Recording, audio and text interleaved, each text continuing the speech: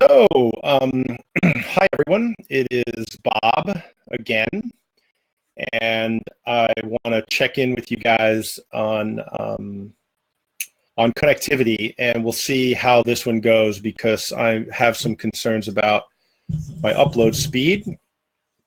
So let me know if the video quality is okay. Not that it matters. You all know what I look like, and we can always kill the video if it looks like it's creating problems. Hi, Molly.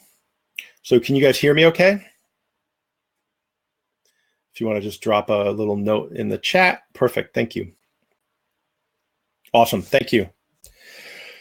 So, so I want to talk a little bit about this webinar. So I had somebody lined up for this. Thanks, Gabe. And you look marvelous too, right? And it's not how you feel, it's how you look. So I had somebody lined up for this, and they unfortunately had to drop off. And rather than scramble for somebody new, I've just been getting a lot of questions via email and stuff, and thought it would be a good opportunity to do some Q&A and just answer questions from the audience. And and if it winds up being a shorter webinar, then we all get a little bit of our time back. So and one of the things that I'm going to start with a couple of conversations I've actually had today with people on the phone. And I talked to an operator today out of the East Coast, and he's got a family entertainment center, and he's thinking about doing VR, and who isn't, I guess, at this point. And it was really interesting because, he was really struggling with how to figure out what to buy. Like, not figuring out what to buy, that's the next problem. How do you figure out what to buy as an operator? What's the framework that you need to evaluate to be able to get, to make these decisions? And I was just talking to Aaron Polka from 2-Bit Circus, who's going to be on a panel at Amusement Expo. And one of the things we actually were talking about was, because he looks at everything, and I think 2-Bit Circus has this really broad array of VR attractions. Like, they've got Hologate, and they have Vive booths, and they have some sit-down like tank simulators based on the old Battlezone arcade game, and they have the Raft, and then they have the Ubisoft Triotech little maze, the Rabbids maze, that also has what's the one with the bow and arrow, Assassin's Creed in it. They've got Modal. So they have all of these different VR attractions and some classic arcade games and stuff like that too. And some of the questions that he threw out were, why are people coming to your facility? This is so if you're trying to figure this out, whether you're on the solution provider side or the operator side, these are questions you need to figure out how to answer. If you're on the solution provider side, who's your audience? Who is your primary audience? And don't say everybody, because if you try to be something to everyone, you wind up being nothing to anyone. And so, who's your primary target audience? How are you going to reach them? What's the benefit of your solution to them? And that's going to help the operator, who hopefully is going through the same consideration process, is who's my primary audience? Why are they coming from? And some of the questions Aaron asked was, are they coming in groups? Are they coming on their own? Are they looking to meet people? And, 2-Bit Circus obviously is all about kind of curating a social experience where they force people to play together, even if you don't want to. And that's very intentional. That's part of their brand, is creating these social experiences. And Greenlight Research has shown in their research that that's what people want out of VR. They want social experiences. So if you're building a solution, start with the consumer. And if you're buying a solution, start with the consumer. And how much do you really know about them? And I'm working on a framework on how to ask questions of customers. Actually, I'm not working on it at all. My partner Kylie Savage is working on it, and so we're collaborating on it. I'll take credit for it. She'll do all the work. I'll share that on my mentoring group when it's done, because it's a really good way of getting to the bottom of some of these real issues around customers. So that's maybe we'll even do a deep dive on how to ask questions, because I think that's an important one. So Gabe, day hours, corporate training, education. What does that mean? Make sure when you're asking questions, give me some context about the question, because I can't read your mind and I don't like to make assumptions. So I will talk a little bit about corporate training. So Cheryl Cheryl Golf. We all know her by Cheryl Golf. Nobody knows her fucking last name. And if you go to her website, cherylgolf.com, SHERYL, you will see her. And she is the preeminent expert on how to run a party or event-based business in location-based entertainment. She's going to be coming to Amusement Expo. She's going to be doing a session around this because it's one of the top questions I get. And so I'm not going to get into that too much. I am going to say, come to Amusement Expo, and I'm going to put up the link for that again for you guys that don't know about it, because this is where you're going to get all that great information. But I think, education and corporate events and education are two pillars of location-based VR, and you need to have four pillars. You need to have this is what's emerging from companies that are being successful. You need to have your walk-up business, which is your entertainment business, Friday, Saturday, Sunday. You need to have a birthday party business or a party business. Birthday parties tends to skew really young, but some kind of a party business. You need to have a corporate business, and you need to have an education business. And if you can run those four revenue streams, you can actually run a profitable VR attraction. Now, how do you do that? Devil's in the details, and it's a lot of work. And I have some go-to people in each of those segments.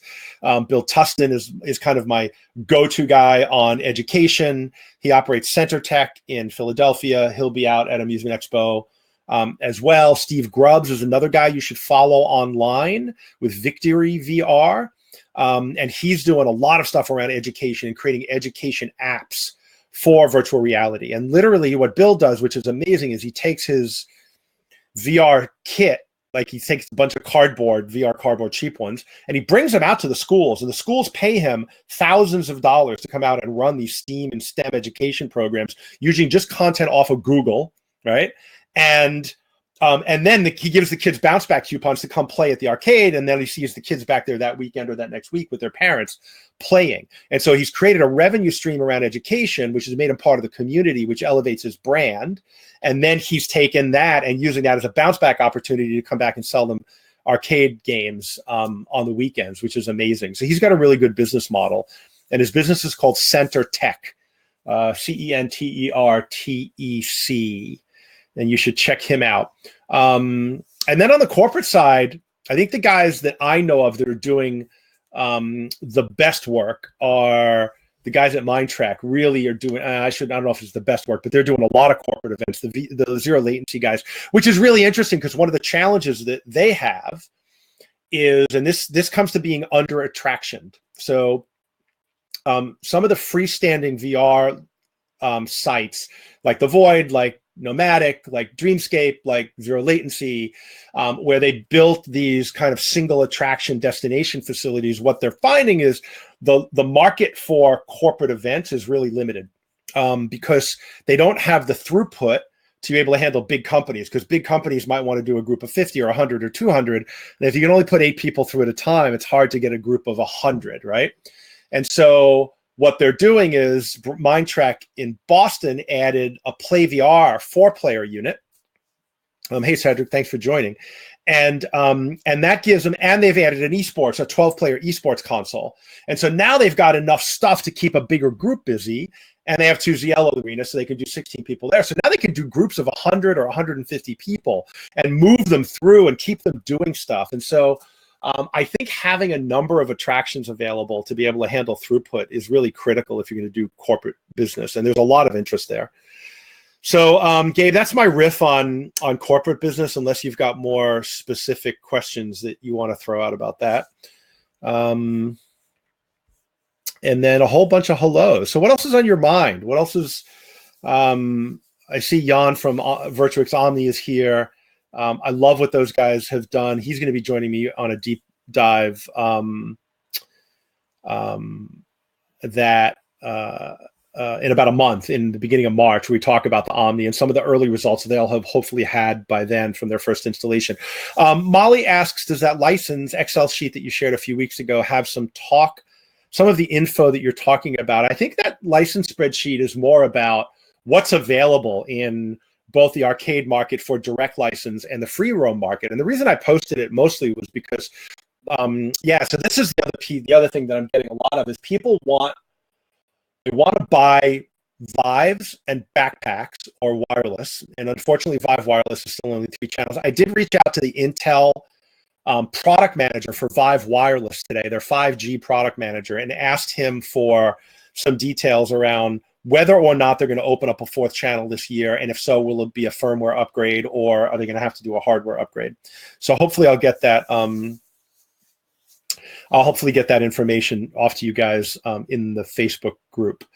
But that site was all about companies that have free roam. That page, that Google Doc, was all about, and I'll pull it up again and share it with the group here if I can find it.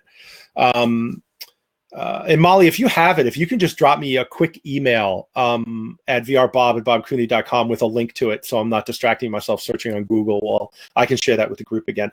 It has about 20 companies on there that are doing like free roam games that are for license on Steam, and so what operators really want is the ability to buy their own hardware, put up a 10 by 10 meter, or 1,000 square foot, or 400 square foot, or whatever, and have a whole bunch of games that are available. And I'm working really hard on trying to help that. So I was talking to Yuri, who's the CEO of Neuro Gaming, last night.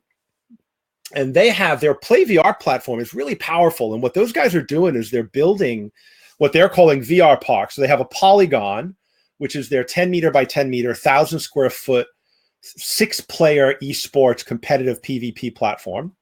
And then they have the Play VR product, which Exit Reality is selling in their XArc, which is kind of like a HoloGate-like 17 by 17 4-player tethered VR. And they have World of Tanks and Revolver and about 15 or 20 other games. But behind that, they've got this really amazing platform for location management. It does leagues, tournaments, CRM, booking system. It's really, really well developed. It's one of the best that I've seen. I'd say it's on par with the zero latency platform, if not even more developed in some ways. And so I think there's an opportunity, and this is what I talked to him about, of getting that platform extended from hardware and experience and licensing it out to operators who want to just buy their own shit and run their own shit and have an open platform that they can buy and license any game that's on Steam, but have a front-end system that runs it for free roam, because you can do that with Synthesis and with Springboard, and even private label if they're still licensing, but none of those guys really support free roam and support a business model there. So anyway, that's kind of my 2 cents around that spreadsheet. And I'm going to see if Molly is going to send that to me, and then I will post that to the group. Dun, dun, dun. Sorry for the distraction. And so Mark Weiss is asking, Chaos Jump, any inside information? I think we got all that last week. I think that I'm going to be interested in what you learn, Mark, from operating that. And I really think that and I assume, George, you're talking about the smaller footprint around Chaos Jump. Yeah. No, you're tethered, and the game really, like, that's the thing with all of these VR games, even the ones in the big 10 by 10 cubes and HoloGate, you're not actually moving around much in that space. It's really more of you're standing and you're spinning in 360 degrees. And so I feel like a lot of those bigger spaces are wasted. I would say that the Revolver game in the Exit Reality version of Play VR actually does utilize a lot of that space, because you're moving and there's like lots of dodging and weaving. But I think the Exit Reality, the Chaos Jump game was designed for that small space, and I've never seen any issues with people colliding. And Mark, I'll be really interested to learn what your insights are. Like after you get it installed, like reach out to me and let me know what kind of numbers you're seeing, and especially around replay. Like if there's a way you can track the replay, because their thing is they've built a game that has inherent replay value, 400 some odd level combinations, et cetera, et cetera. And I think I'm waiting for the market to validate that. Is that actually happening? I believe that, and this is something I just talked to, I was just talking to Jan from Virtuix, actually, and he was telling me that in their experience with running, I'm sorry, Jan, I'm going to say this. they just are about to put their 1 millionth player through the Virtuix Omni. And don't say anything, that's confidential. That's for our little group here. And one of the things we talked about is, what have you learned with having 1 million people play your product? And one of the things that he said was, you don't need a lot of games. Like, most of the gameplay comes from a couple of games. And so I know that that Mario will disagree with me because he's in a mall, and I think malls possibly have, like, different locations have different dynamics. And I could see where in a mall, you know, the multiple titles might be good because you got the same people coming back every single week, where in an FEC they might only be coming back 3 or 4 times a year.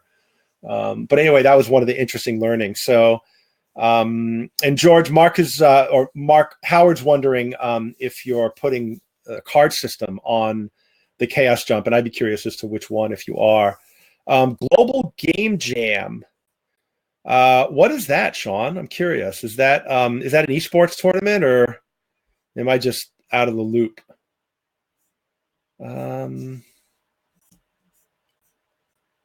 Cool. Awesome. Game making jam. Is that so it's like a hackathon or something? That's really interesting. They just had the MIT VR Hackathon, by the way. This last weekend, I was invited to judge it, but I couldn't make it. Can only be in so many places at one time. So what are the burning questions do you guys have? I actually got one via email that I'm going to pull up.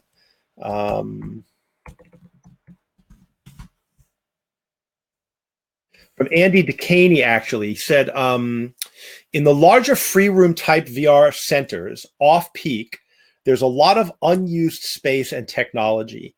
Anyway, are there any good examples of operators that have successfully expanded to include secondary non-amusement activities, e.g. art, VR experiences, without alienating their primary customer? I'm going to put this in the chat for everybody so you can actually see the question. I think it was a really interesting question. And so I think that if anything, it's been the other way around, where I know people who have put VR experiences inside other multi-attraction spaces where they use it for corporate events and meeting rooms and stuff like that, where there's a lot of downtime in that space. So how do you utilize that space during the 95% of the time when your corporate event space isn't being utilized, or something like that? I think the education stuff was an earlier example that I gave on that, and I really recommend following Bill Tustin and Steve Grubbs online, or connect to them through my the VR mentoring group, which I'll put a link to up in case you guys don't have that. I'm assuming you guys are all in there by now, but you should join that. It's free, and those guys are active on that space. And then yeah, look, I've been I know somebody who's doing meditation classes actually in a VR arcade, which I think is really interesting. So she's opened up at 9 o'clock in the morning, and she's doing meditation classes for moms after they drop their kids off to school, and there's candles and green tea, and she got a meditation app off of Steam. And there's 2 hours during the day where she's open, and she's got traffic that she normally wouldn't get. Now, you know, it really depends on the type of location that you're in. If you're in a dedicated location, you can do that. If you're in a family entertainment center, I think it's a lot harder to pull that off. And Sean's comment around, yeah, and Molly just sent me this link, so I'm going to grab it really quick and share it with the group. So there's a guy in, and I'm going to share, yeah, Gabe, there's a guy in, or maybe that's you. You talking about the fire stuff? Was that you, Gabe? I'm really bad with names. You guys have to forgive me. So I was at VR Fest last week, or 2 weeks ago now, and met with a gentleman and his partner who are doing tactical training for the fire department in VR, and they're taking it out to, here's the, by the way, here's the link to that spreadsheet that Molly was talking about. And they were doing tactical training in VR for the fire department. So what they did was they found a need in the local market, and they were connected to the fire department through a Porsche owners club. So both of these guys own classic Porsches, And I guess there's a lot of firemen that own classic Porsches. And through that social connection in the community, they were talking about VR. They were talking about some of the needs of the fire department. And so they've put together a captain's training program where the fire captains go in VR and they have to make calls, and they're judged by either other captains or whoever the instructors are. And it's a really, really interesting, again, it's a grassroots movement. When he builds that, my guess is he'll offer that to other potential people in the arcade industry, in the VR space. And then as a community, you'll be able to license that and maybe offer a version of that to your own fire department, or if they need it customized, hopefully he'll be able to do it. And I'm going to look up his information, and I'm going to post it because I thought it was a really interesting angle. And again, every market has their own stuff that that you can do that's custom. And Ernest Crawford, and the business is simulatedvr.com. I'm going to type that in here. Simulatedvr.com. And he's doing this fire department training thing. So Gabe, if you're interested in doing like what you might be able to do on the training, his name's Ernest Crawford, and you can tell him that I was talking about him on my webinar, and that's how you got his website and contact information. So how many how many exhibitors will be at Amusement Expo? Any new content, something different for IAAPA? So is it going to be different than IAAPA? I think, Mario, if you went to IAAPA, you saw a much bigger breadth of amusement equipment. It's a massive show. I expect there to be some escape room stuff and some new products that either weren't quite finished at IAAPA, or and they showed them anyway, or were finished and they're going to relaunch them. There's a couple that probably weren't there, but I don't know that that's the reason to go. I think the reason to go is for the Education Summit. Like there's on the 25th, it's going to be full on, and I think you're going to learn a lot. I also am going to try to record all of those sessions for my group. So if you can't make it, there's a high likelihood that I'll be able to make that stuff available online. But I think the networking is really, really valuable to be able to talk to other operators. So that site is not working. Simulatedvr.com. Let's see. I hate when that happens. It's parked. So I will reach out to Ernest and I will find out where the hell he is. But that was his. Yeah, I think that was an interesting. So all the missed webinars. Yes, I finally got them up. Ivan, thank you for asking. And they are on my YouTube channel. There's a link. Hit that, subscribe to it, and all the webinar videos will go up. So you don't have to, you can actually fast forward and go through them. You don't have to actually watch them in the Demio platform where you can't pause or rewind or do anything, which is a pain in the ass. So I'm posting them on the YouTube channel. So go ahead and subscribe and you'll get updates when those get posted. I'm going to try to post them every Monday. But sometimes the workflow and sometimes the video gets corrupted and I have to have tech support re-download, blah, blah, blah. So, yeah, there's that. I want to make sure I get back to this question because it was a really good one. And I feel like there was a lot of depth to it. So Offpeak, there's a lot of unused space in tech. Yeah, so one of the things I think there's capability of doing too is, if you've got free roam, and especially if you do with the new lighthouse, and I know there's some people doing this in bigger spaces where they're linking 6 lighthouses together, where you can have the same space and you can have free roam, and then have if you have backpacks, have 6 people in there or 10, or depending on how much space you have, and do single player experiences. And you could maybe cordon them off with stanchions or something that's portable to keep people from bumping into each other. I really think there's an opportunity to reuse that space. I talked to the Neuro Gaming guys. Oh, this is what I was getting to with Neuro Gaming, is this VR park. So they've got 2,000 square feet. 1,000 square feet is polygon, so 10 meters by 10 meters or 100 or what is it, 100 by 100. And then they have another 1,000 square feet, which are 4 of their Play VR systems. So they have 16 players so it's 4 4x4s, 16 players, and then 6 players in the other one. So they have the ability to do 22 players at one time in a 2,000 square foot space, which is really freaking efficient from a space standpoint. So compare that to a zero latency, which is 8 players in a 2,000 square foot space. And so apparently they've got a couple of them in Moscow. They've got some new ones go. They've got a prototype of it in Amsterdam, which I'm going to see again in a couple of weeks. And now they're about to sign contracts, and they're getting a lot of interest in Europe. They have one that's supposed to be opening in LA in the next month or two.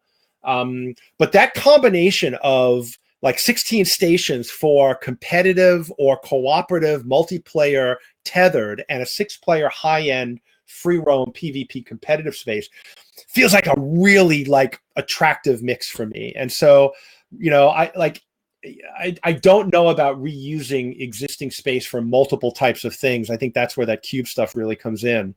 But I do know that some of these platforms, Hologate, for example, they're building an escape room they're bringing out, which brings in a different audience. So you could take that 4-player space that you might run just 15-minute, 10-minute, 7-minute games when you're busy. On Tuesday night, you might make it escape room night and only run 30-minute escape room experiences in that. And so as more content comes onto these platforms, you're probably going to be able to day part your attractions to drive different types of experiences during different day parts to attract different audiences. And I think people will start experimenting that this year as the content libraries get filled up more.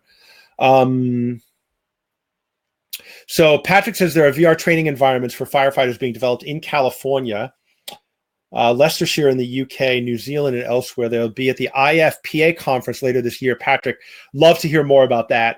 If you go and you can like post something on the mentoring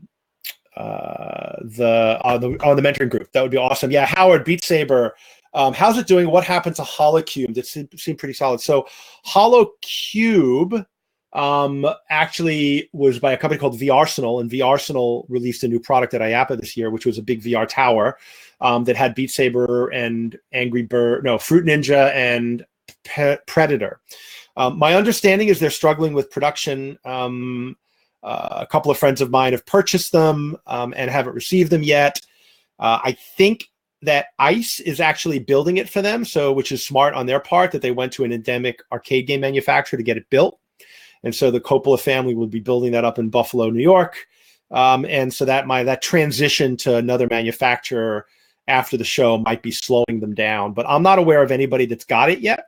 I talked to Jenna yesterday, from Beat Saber, and Beat Saber has put a 4-player multiplayer version of the game on their product roadmap, but there's no timeline for that yet. So I'm trying to help her convince Beat Saber to really do a multiplayer version of it, because I think the HoloBeat game was actually really fun, and they built that out of frustration of not having a 4-player Beat Saber version of it, and that pissed Beat Saber off. And part of it was Hologate called it, I don't know what they called it, Beatgate or Saber Beat or whatever, Sabergate, Holo Saber, something that felt like a direct rip-off.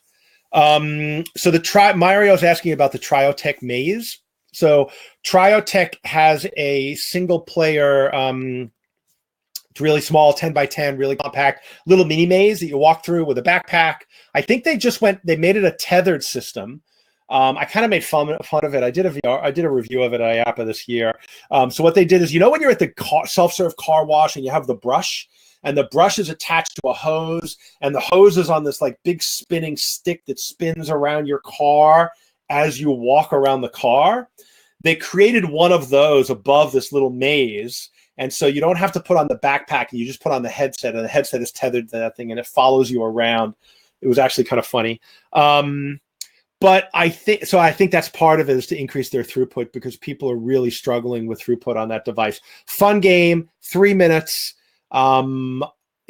Ernest will get mad at me constantly for saying this, but I think it's at 2-Bit Circus, my understanding of talking to the employees there was it was the least favorite thing for them to operate. It was really intense. This was the backpack version of it, and they really struggled with throughput. And so thanks, Molly. Molly might have just found the right contact information for Ernest at Simulated. And then VR Studios Powerplay, Gabe. Yeah, I was really pleasantly surprised by the Powerplay product. I feel for VR Studios. Like they're a company of really good people, but they really seem to struggle finding their way. Every year they seem to come out with a new product, none of which really get a lot of traction, and they seem like they're throwing spaghetti at the wall. And I thought Powerplay was another version of that. There were some things about it that I liked. I thought the gameplay, the core loops were really good. Picking up dots like Pac-Man in order to power your weapon was a really good core loop feature. And then being able to, team-based play your team, having a respawn, being able to stick your head through certain barriers and shoot was a really cool feature. So the core gameplay was really well designed. I thought it was a really inefficient use of space. I think 4 people in 1,000 square feet. I think you can do better than that. I think, and I didn't think the space felt expansive. You knew you were in 1,000 square foot space. And this is the thing that Neuro Gaming did so well with Polygon, is they took that 1,000 square foot space and made it feel like 5,000 square foot with moving ramps and elevators and portals and stuff that you teleport around. And the Powerplay was a 1-to-1 ratio of space to space. And so you didn't feel like you were actually in a big environment. You felt like you were playing laser tag with 4 people in a small room. And I'm not sure that's really compelling to consumers on a repeat playability standpoint. I think they're on the right track. I think they have a lot of work to do around environments. I did like their Atom system, which was a cube using Intel wireless, or they might have been using the other one. I can't remember the name of it. It doesn't matter. And it was a 2-player in a 10x10 cube. And it was they had zombie wave shooters. And some of the things I liked about it is they had different levels of play. And supposedly you would save your level when you went back to play the next time so you could continue. And there's not enough continue features in VR games for location-based right now. And so, Gabe, I'd love you to post some information about what types of location you have them in, because I thought especially a 2-player wireless in a 10x10 was a really efficient use of space, and it was really cost effective. I want to say it was under 20 grand, which would be 10 grand a player, which seems to be kind of the low end of the price per player range that we're seeing. Sean, so have you played the zero latency PvP? I haven't played it yet. I do know a couple of people that have played it. For some reason, I didn't get invited to their unveiling. That's a little bit of a joke. I do think they work. PvP is really hard, man. And I think that the Neuro Gaming guys have nailed it. Absolutely nailed it with Polygon. It's the best I've seen. And so I know Zero Latency working on PvP for 2 years, and it's not easy. So we'll see how they do. I'm curious about playing it myself when I go to Vegas. So what are the questions you guys have for me or for each other too?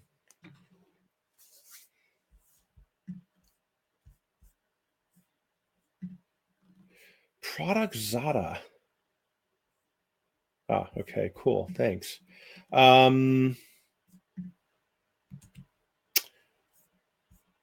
All right, I'm going to talk a little bit about upcoming stuff while you guys are thinking of questions. So I think that, let's talk about esports, and maybe Jan can jump in with some statistics. I know he doesn't want to spoil the thunder for his webinar coming up in March, though, so we'll reserve some of the information then. So upcoming event, things coming up. Tarny Williams from Blueprint Reality is going to be with me next week. He unveiled a new product at CES last week called Mixcast Moments that was freaking awesome. And it was like one of the hits of CES. A bunch of blogs covered it, and people said it was one of their best experiences they'd ever had. It's kind of like a VR photo booth, video booth that you could but it's really cool. So he did it with Richie's Plank. And you'd get in and you'd do the Richie's Plank experience. And in real time, he had 2 cameras set up. So you had 2 camera angles plus the first person view. So he had 3 camera angles, and using AI, he is able to build a 90-second video trailer of the person doing the experience, complete with music and effects. and then have it done and ready to go to be shared or downloaded by the time the person gets out of the experience. So it happens in real time. It was really cool. And then you go up to a touchscreen, put in your email address, it's on your smartphone, you can download the video, you can one-click share it to your social networks.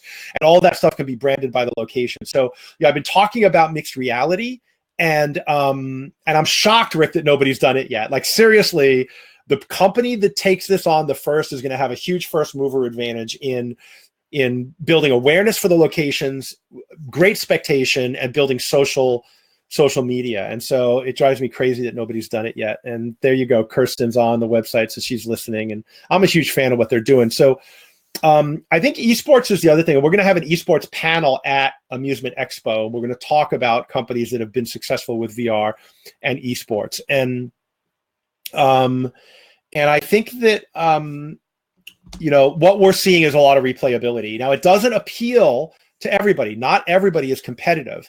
But if you're running a go-kart center, you should be doing esports in your go-kart center, because the psychographic of people going to high-end karting centers is competitive. That's the psychographic profile that they fit.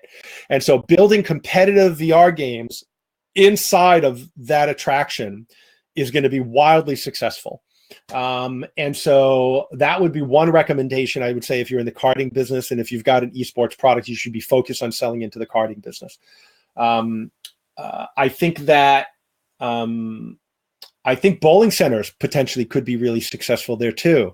Anywhere where there's anywhere where the primary attraction attracts an inherently competitive psychographic profile of the player.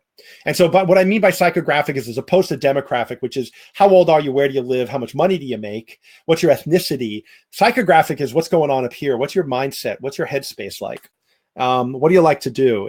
And those things cut across demographic profiles. And so that's something that I think you could take away around esports. And we're going to be talking more about that. Louisa Spring's going to be there. Jan's going to be there. You should follow Virtuix, by the way. If you're not, sign up for their newsletters, because they're doing a lot of esports tournaments. They're doing one a month with their Virtuix Omni and the Omni Arena, which will start installing in March. And they're getting a lot of traction as far as data goes from players, because they have a lot of players in there. Can you bring in an esports league operator? I think they can speak plainly about how far VR is being an esport. So Mark Nielsen from Gigi Connect, is it? Who runs the largest esports platform for esports arenas in the country, who also used to be my CMO at Global VR, and then went on to start the association that got all of the LAN gaming center game licenses approved by publishers. He's actually going to be one of our guests on the panel for esports.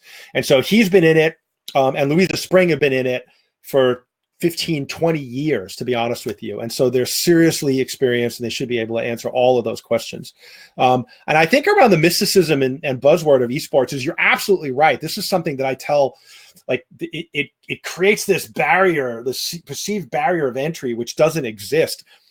Like, I was running esports in my laser tag arenas in the 90s, and we had a chalkboard with the top scores from the teams, right? You can run asynchronous esports using any game with a leaderboard right now, and a chalkboard or a whiteboard. And you have a rule, and you have an entry fee, and you have a time frame, and that time frame can be a week, it could be a day, it could be a weekend, it could be a month, and the high score gets to put themselves up there. And we did that in arcades when I was a kid. And so I think the concept of esports is about competition in video games, and now that there's a professional level to that, it's taken on this sense of that's esports.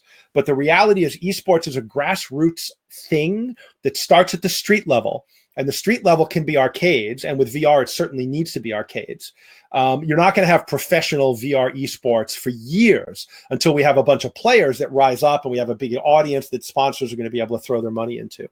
And so, so I think that's my take on VR and what esports is. It's just fucking competition, right? And it doesn't have to be live in an event with a shoutcaster talking about the game. That's great to do those occasionally. But literally, if you're running an arcade and you're not running a tournament every single week or every single day, You're being lazy. All right. I'm just going to call you on it. You're being fucking lazy. Buy a chalkboard. And I like chalk. It's kind of cool school. It's like the turntable, right? Get a chalkboard and put the fucking high scores up on the chalkboard for an arcade game. Do it with House of the Dead right now. If you don't have VR, like do it with something. It's such low-lying fruit. And it creates buzz and it creates excitement and it creates conversation around your facility. There's no reason not to do it. And the prizes don't have to be big, by the way. All right. But make sure when you're giving prizes, don't do what IGT did at the Orleans with the thing that they did with Exit Reality, where they were running a tournament at a slot in the casino in Vegas, trying to attract millennials. Because what they did was, in order to play, you had to sign up for a slot club. Which meant first you had to stand in line. And by the way, millennials don't play slots. And so making the millennials stand in line to join a slot club to be able to play in your tournament was massive friction. You couldn't like climb Everest and then go get a signed picture of the Pope before you can play the game, right? And then what you could do, then what they did is they gave the prize in slot bucks. So you won credits to play slot machines. Like think about your audience, and when the prize is, what do they want? What does your target audience want to win? And that's what your prize should be. It doesn't have to be high value, but it does have to be relevant. So that's really important. Yeah, Dreamcast, Dreamscape, more experiential stuff. Yeah, look, I think the experiential stuff, the reason I'm not talking about it a lot is because there's no business model emerging yet. Dreamscape just opened in LA. They've got three different attractions. They're going to be ramping up. They're sold out. They're getting good business. They're getting good traction. But even I had I can't remember her name, on a panel at VR Fest last week, which I hope to post in the next couple of days. I'm waiting to get it from Chris Crescatelli. And she said that they don't have, they know they don't have a business model yet. And so these experiential stores that are just starting to get traction, you know, I hear good things about Nomadic. They opened up a second level now, which is much more esport-like, and they're getting a lot of replay value from their location in Orlando. So, like, I think we're just learning, and I don't think we know yet. And the jury is out on these kind of high-end experiential VR attractions. Jan says, eSport contests are not only good for the turnout during the contest, but for participating operators report that teams come and practice for weeks leading up to the event. And I think this is something that Jan told me in December from the tournament they ran in December, was the average team played 7 times to get on the leaderboard, and the winning team played 14 times. So in that week-long tournament or month-long tournament that you have it, the teams that are really competitive will play over and over and over again. So you're driving repeat business. So it's really a fascinating model. And if you can get the prize mix right and the price point right and make it really accessible to people, make it casual, don't make it just hardcore. If you can figure out a way to make it casual and appeal to a broader audience, I think you're gonna. I think you can see a lot of success with it. So, Andre said we talk about world scale esport. Yeah, one of the things that Neuro Gaming is doing, and I assume Andre, you're from Neuro Gaming, or you work with them, is they're doing this location to location competition thing, which I think is really interesting. So, you know, if they open in LA will be able to play against Amsterdam live. So you have 12 people in that virtual space, which is why they've had to create bigger virtual spaces, because putting 12 people in 1,000 square feet isn't going to work. It's going to be crowded. It's going to be what Mav would have called a target rich environment. Maybe that was Goose. But because they've created this big virtual space, they can have 6 players in one arena, 6 players in another arena, playing with virtual telepresence in the same location, which is a great idea. I love that. So, Ivan, they have a location in Amsterdam. It's out in a warehouse district. It's only available for private rentals right now, so that it's out in the middle of nowhere, frankly. So it's not a very good retail location. So they just do corporate events and parties. My understanding from talking to them, and I'm going to verify this with the operator when I go there next week or 2 weeks, is that they're doing between $50,000 and $60,000 a month just in private party business, so corporate groups and events. And this is where they have the 4 Play VRs and a foosball table and an air hockey table, and then the Polygon. So, but I'll do some more reporting from there on the Facebook group in a couple of weeks. And so, yeah, so Jan just posted an interesting link from dream to reality. And this is a story about some kids that are becoming eSports players in the Virtuous Weeks Omni, where they earn $2,000. That's awesome. So you should definitely check that out. What was the name of your ex-CMO's company? There's license thing and process work out for public play in the... Yeah, so Mark Nielsen is his name, and I will put his LinkedIn connection up here for you guys.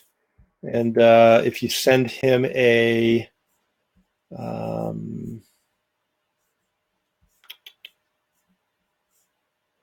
got to find the right one. There's a lot of Mark Nielsens in the world. Gigi Circuit, that's the company. And I will, and what they do is they make the software platform that, sorry, I'm pulling up his, that is at the heart of what CreativeWorks launched at Amusement Expo, which was their kind of esports console. And so I will try to, here's his, sorry about the distraction, but there's Mark Nielsen's LinkedIn connection. And so they are, yeah, so they have the software infrastructure. And one of the things I love about their platform is when you go to play Fortnite, which is what everybody wants to play, right? At one of their locations, you get access to all the cool freaking skins and power-ups and avatars and stuff. So you don't have to necessarily earn your way up to that. So it gives people a reason to go play at the arcade or the FEC versus playing at home, because you get an experience there that's different than what you can play at home. And so, you know, my understanding is that, and I'm not an expert on their platform yet, and so my understanding is they're trying to get more and more and more game developers and publishers to give them that ability, because that's obviously something they have to do with the game publisher. But that's their theory, and I think it makes a hell of a lot of sense, because what we have to do is we have to make sure that we're giving people an experience they can't get at home. Otherwise, why would they leave their home? So, have VR simulators and waiting areas been producing good revenue for anybody you know of? So, look, the only guy I know that's really doing that, and I swear to God, I've struggled with this one. So, Alberto Marcos, who was running the zero latency in Madrid and Portugal, had Birdly in the lobby.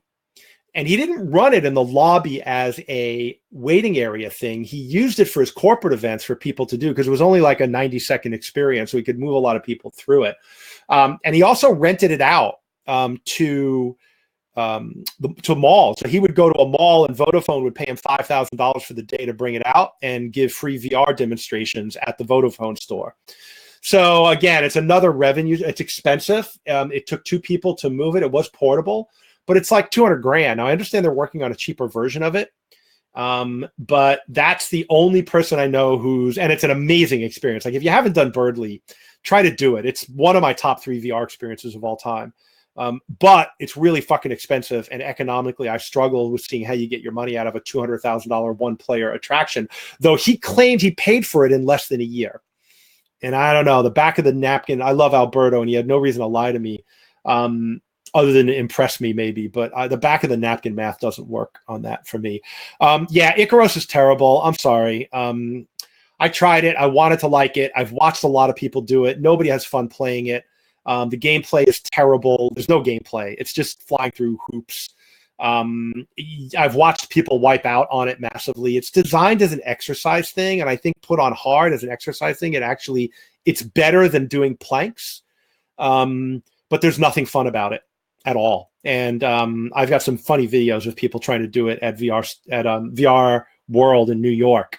And yeah, nobody had fun. Like, I asked everybody that did it, and they all shook their head and rolled their eyes. So unfortunately, that's my take on Icaros. But that's $10,000, and then, you know, Birdly's $200,000. So is it 200 times more fun? Maybe not. Yeah, so I think the egg stuff is a challenge. None of the content's very good. It's all really passive. A lot of the shit's coming from China. I think the Immersion guys, I think it's called Immersion out of London. They're doing some interesting stuff with the eggs. They started out with with Chinese content, and they've brought it now forward where they're doing their own content. And I did kind of a Star Wars-esque X Fighter game or experience in their LA showcase recently, and it was good. It wasn't, I don't like the simulators, so I'm a bad critic of them, but it wasn't terrible. And that's probably the most I could say about any of those, to be honest with you, is they're not interactive, and so I don't think they have a lot of replay value. But if you have a broad library of content, you're looking for people to look. I think what you got to look for is gateway drug to good VR. To great VR. So if you're running something like a Polygon or a zero latency or a Nomadic or whatever, and the ticket and the buy-in is $30, $40, $50, all right? What can you do for $10 that will get that funnel to open up, right? Because there's a thing called price elasticity in marketing, which is the lower the price, the bigger the market, right? And so at $30, your market's here. At $10, your market might be 5 times bigger or 10 times bigger. Right? It's like the App Store. A $10 app versus a 99-cent app. Everyone will download a 99-cent app, almost. $10 app, you really got a consideration process, right? And so with VR, you've got a $30, $40, $50 experience. If you haven't done VR, are you going to put the $50 down or the $30 down in the hope that it's worth it? And so the big question, I think, for operators is, what's that interim on-ramp or the gateway drug that I call it, to the great VR experience that's good enough that people can see the future? And I think there are some games that do that. I think Revolver from Play VR is one of those. I think Chaos Jump from Minority Media is one of those.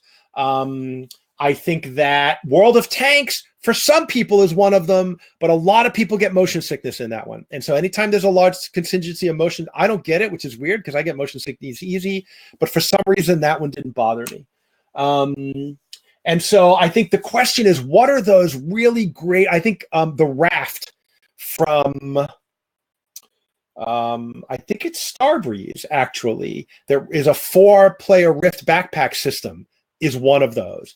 I think Virtual Room in LA out of France is one of those. It's a 4-player escape room that's 30. I did it in 30 minutes, but some people take 40 or 45 minutes. It's like this social co-op thing is one of those. And so look for that thing that you can bring the price point down because the hardware cost is lower and you can get people into it for $5 to $10, and that's going to drive and then you can upsell them to whatever your next thing is. And I think that's the next thing people are trying to figure out. Yeah, sorry, that was a bit of a rant, wasn't it? Yeah, any other questions? I think I have some other stuff to share too. So for those of you that don't know about it, I'm going to put the LBE News website up. So this is a new website that's covering from the former writers of Upload, and they're covering the location-based entertainment VR and immersive media space. So I think that's a good website to follow. I know Kevin Williams is writing for them and a bunch of other people that you probably recognize. So I kind of think that's a good resource for everybody. And then shameless plug, if you have a VR solution and you're looking for a distributor, think about my workshop. It starts in a month.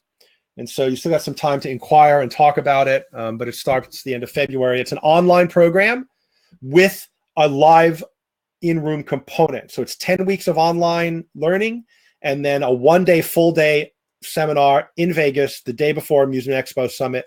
It's limited to 5 companies. And so if you're thinking about, you've got a product, you're bringing it to market, you really need to figure out distribution. It'll end in a pitch fest. And so I've invited a bunch of distributors. Armando from Creative Works is going to be there, and everybody wants to pitch to him. I've invited Frank Costantino from Namco. I've invited Sega. I've invited Plan 41B. So I've invited a bunch of companies that are potential distributors all over the place, depending on what kind of solution you have. And so you'll get to pitch like a Shark Tank at the end of it, which is going to be really cool. Let's see, what else do we have that I can share with you? And then my book, I'll do another shameless plug. While you guys are here, I am writing my new book. Part of the reason I'm in Denmark right now is I'm writing my new book, and I'm interviewing operators about their experiences with VR, how to select the right VR product, how to operate it, how to market it, how to price it, how to position it, all of that shit that people are having questions with on the operations side. So I hope to have that out in time for Amusement Expo. So are there any last questions? Because we're running close to an hour. Mario, thanks for being here. I want to thank everybody for joining. Next week, Tarney Williams, we're going to be talking about mixed reality. We're going to be showcasing the Mixcast product, the Mixcast VR booth, VR photo booth, video booth. I don't know what to call it, to be honest with you, but I think you'll find it interesting. And then, yeah, we got a great lineup coming up. So please share the link with your friends and associates if you're getting value out of this. And I'll post the replay up maybe even this weekend, since it was just me. It should be easy. I don't have to go through an approval process. And we'll see you hopefully online next week. So have a great weekend, everybody. Bob Cooney, and we'll see you next week on another deep dive.